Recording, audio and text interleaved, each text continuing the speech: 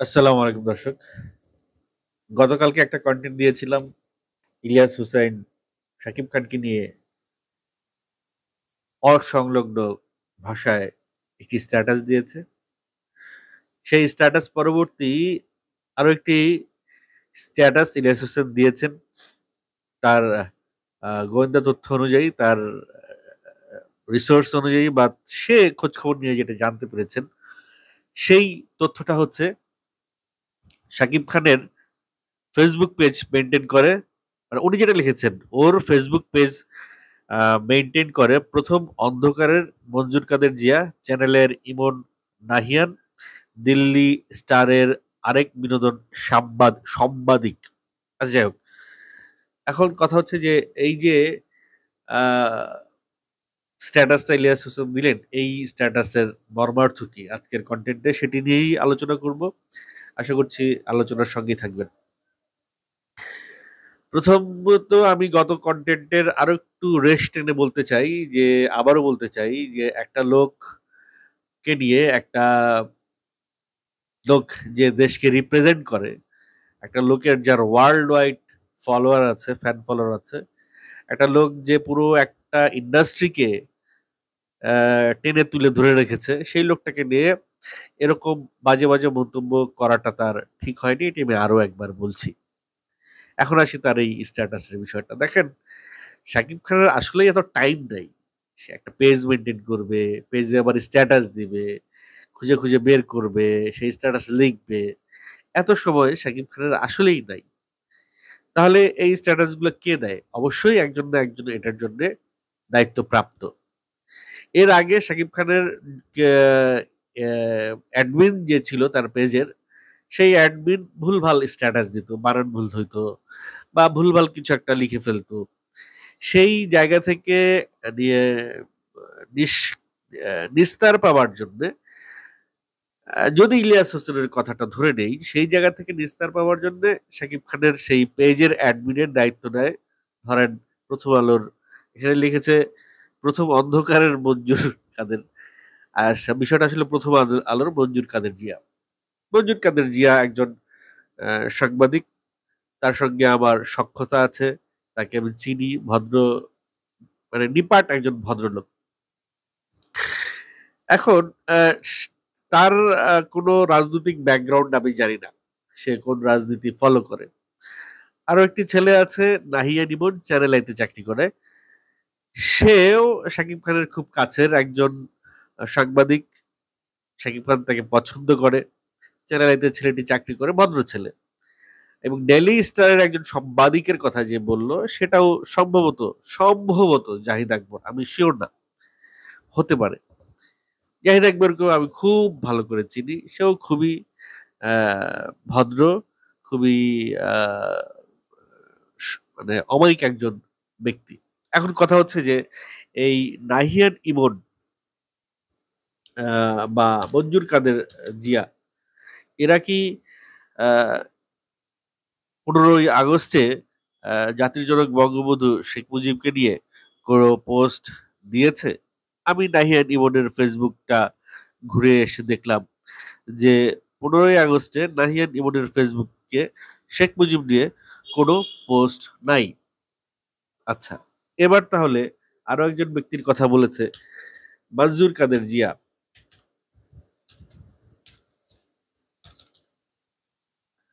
সেও আমার ফেসবুক বন্ধু।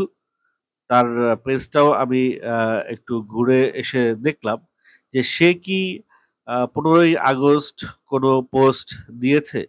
তার ফেসবুকটা ঘুরেও আমি দেখলাম না সে ফেসবুকে 15ই আগস্টে বঙ্গবন্ধু শেখ মুজিবকে নিয়ে কোনো পোস্ট দিয়েছে। আরো একজন বাকি থাকলো, সেটা ডেইলি স্টারের একজন সাংবাদিক। সে কে সেটা সে ক্লিয়ার করা নাই আমাদের ইলিয়াস হোসেন। অতএব তার ব্যাপারে আমি বেশি কিছু বলতে পারছি না। তাহলে মঞ্জুর কাদের জিয়া আর নাহিয়ান ইমনের ফেসবুকে আহ, আওয়ামী লীগ বা শেখ মুজিবকে নিয়ে কোনো পোস্ট নাই।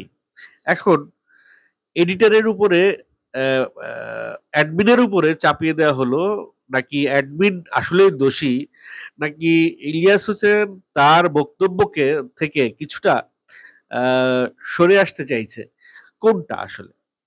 ধরেন অ্যাডমিন কি করে? অ্যাডমিন নিজে এরকম পোস্ট যদি নাও করে থাকে অ্যাডমিন যদি এরকম পোস্ট নিজে নাও করে থাকে, তাও সে শাকিব খানের পেজে কি থাকতে পারে সেই বিষয়ে অ্যাডমিন একটা সিদ্ধান্ত নেয়। এখন এত বড় একটা সিদ্ধান্ত যে এত কিছু হয়ে গেল যাকে নিয়ে, এত কিছু হচ্ছে যে এই বিষয়টাকে নিয়ে, সেই বিষয়টা নিয়ে অ্যাডমিন যদি মঞ্জুর কাদের জিয়াও হয়ে থাকে, তার মনে এটা আসতে পারে যে না, শেখ মুজিব দেশের একজন ঐতিহাসিক ব্যক্তি, একজন ইম্পর্টেন্ট পার্সন, তার মৃত্যু দিবসে একটা পোস্ট হতেই পারে। সেই জায়গা থেকে না হয় অ্যাডমিন একটা পোস্ট করলেন। ধরে নিচ্ছি এটা না, তাহলে আর কি হতে পারে? দেখেন আরেকটা পোস্ট সামাজিক যোগাযোগ মাধ্যমে ভাইরাল হয়েছে যে একটা ব্যাংকের স্টেটমেন্ট দেওয়া হয়েছে, যে স্টেটমেন্টে ইরফান সাজ্জাদ সহ অনেকের অ্যাকাউন্ট নাম সহ অ্যাকাউন্ট নাম্বার দিছে স্ট্যান্ডার্ড চার্টার্ড ব্যাংকের অ্যাকাউন্ট অনুযায়ী। সেখান থেকে বলা হয়েছে যে মেহর আফরোজ শাওনের অ্যাকাউন্ট থেকে এদের অ্যাকাউন্টে, প্রত্যেকের অ্যাকাউন্টে 20,000 করে টাকা গেছে শেখ মুজিবের মৃত্যু দিবসে শেখ মুজিবকে নিয়ে পোস্ট দেওয়ার জন্য।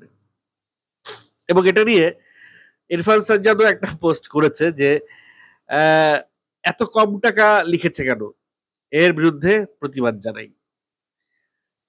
শাকিব খানের নাম লেখে নাই কেন, এর বিরুদ্ধে প্রতিবাদ জানাই।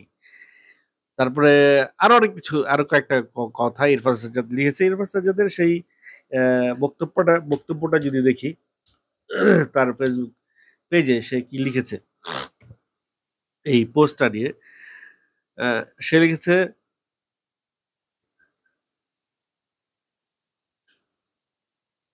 ইরফান সাজ্জাদের সেই পোস্টটা আমি একটু খুঁজে দেখার চেষ্টা করছি। হ্যাঁ, পেয়েছি। লিখেছে দিস অ্যাকাউন্ট ইজ এটা সুনার আবিদ্দা কামাল এবং সুমন আনোয়ারের ইয়ে থেকে শেয়ার দেওয়া হয়েছে। আচ্ছা, this account is spreading the fake news. এডিটটা ভালো হয় নাই। আচ্ছা, ঠিক আছে।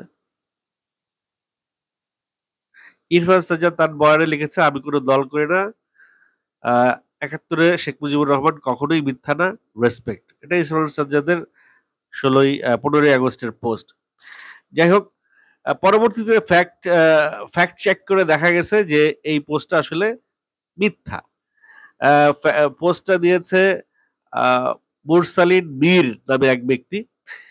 সেখানে তিনি স্ট্যান্ডার্ড চার্টার্ড ব্যাংকের যে অ্যাকাউন্টের ডিজিট থাকে, সেই ডিজিটে সে ভুল করছে, কম ডিজিট লিখেছে, এবং সবকিছু মিলিয়ে এটা যে একটা ফেক অ্যাকাউন্ট সেটা বুঝাই যাচ্ছে। তো এইভাবে একটা ফেক অ্যাকাউন্ট করে ইরফান সাজ্জাদ বা সাংস্কৃতিক যারা যারা ফেসবুক অ্যাকাউন্টে শেখ মুজিবকে রেসপেক্ট জানিয়েছে, তাদের নিয়ে এমন একটা ফেক মিথ্যা নিউজ কেন ছড়ালো? উদ্দেশ্যটা কি? কেনই বা শাকিব খানের পেজ থেকে এরকম একটা পোস্ট যাবে? কেনই বা এরকম একটা মিথ্যে প্রপাগান্ডা ছড়ানো হচ্ছে? কেনই বা এটাও বলা হচ্ছে যে শাকিব খান যেহেতু আমেরিকাতে আছে, এই মুহূর্তে আমেরিকায় শাকিব খান বুবলির সঙ্গে আছে। বুবলির শলা পরামর্শে শাকিব খান চলছে। শাকিব খান নাকি এই পোস্টটা বুবলির পরামর্শেই দিয়েছেন, অথচ বুবলির পেজে কিন্তু এরকম কোনো পোস্ট নাই। তো বিষয়টা যেটা বোঝা গেল যে সবাই যার যার মতো করে মন গড়া কথা বলতেছেন। কেউ বলতেছে বুবলির প্ররোচনায় এই পোস্টটা দিয়েছে, কেউ বলতেছে 20,000 টাকার বিনিময়ে এই পোস্টটা দিচ্ছে, কেউ বলতেছে অ্যাডমিন তার একটা, এই পেজের যে অ্যাডমিন শাকিব খানের পেজের, সে তার একটা দুরভিসন্ধি চিরতার্থ করেছে। দেখেন, মঞ্জুর কাদের জিয়া বলেন বা নাহিয়ান ইমন বলেন বা ডেইলি স্টারের যে সাংবাদিকের কথা ইলিয়াস হোসেন বলেছে সেই সাংবাদিকের কথা বলেন, তারা সবাই কিন্তু শাকিব খানের একান্ত অনুগত। অর্থাৎ তাদের এমন কোনো অভিপ্রায় কখনোই থাকবে না যে শাকিব খানকে তারা বিপদে ফেলে। তারা সবসময়ই চাইবে শাকিব খানের উত্তরোত্তর উন্নতি, সঠিক প্রচার প্রচারণা এবং সঠিক স্ট্যাটাস দেয়া। যদি কোনো বিতর্কিত স্ট্যাটাস তারা দিতে চায় বা দেয়, সেই ক্ষেত্রে শাকিব খানের রায় ছাড়া তারা এই কাজটি করার সাহস কখনোই দেখাবে না। এরকম একটা বিতর্কিত পোস্ট শাকিব খানের পেজ থেকে তাহলে কিভাবে গেল? এখন এটা জাতীয় প্রশ্ন। হয় শাকিব খানের ইচ্ছায় গেছে, না হয় অ্যাডমিনের ভুলে গেছে, না হয় তার পেজ হ্যাক করা হয়েছে। হ্যাক করে এই পোস্টটা করা হয়েছে। দেখেন, শাকিব খান বরাবরই চুপ করে থাকে। কোন একটা অভিযোগ তার বিরুদ্ধে আসলে সে কিন্তু চুপ করে থাকে। সে একেবারে আইন আদালত না হওয়া পর্যন্ত সে এটার মধ্যে আর মুখ খুলে না। তো এখন মূল যে ঘটনা, আসলে ঘটনাটা কি হয়েছে সেই ঘটনা কিন্তু আমাদের জানার কোনো সুযোগ নাই। আসলে কি এটা বুবলির প্ররোচনায় শাকিব খান এরকম স্ট্যাটাস দিয়েছেন? নাকি বা অ্যাডমিন প্যানেল থেকে তাদের কোনো প্ল্যান করে এই কাজটা করছে? নাকি টাকার বিনিময়ে প্ল্যানিং হয়েছে? এটা জানার একমাত্র উপায় হচ্ছে শাকিব খান যদি এর ব্যাখ্যাটা দেয়, তাহলেই আমরা জানতে পারবো। এদিকে রাজু ভাস্কর্যে ঢাকা ইউনিভার্সিটির সামনে এই সকল যাদেরকে কালচারাল ফ্যাসিস্ট বলে আখ্যা দিয়েছে তাদের একটা ব্যানার করেছে, তাদের ছবি টাঙিয়েছে, যেই ছবিটা আমি আমার থাম্বনেল এর আগে ব্যবহার করেছি ব্যানারে। সেই ছবি টাঙিয়ে তারা জুতা পেটা করেছে। ছবির উপরে জুতা নিক্ষেপ করেছে।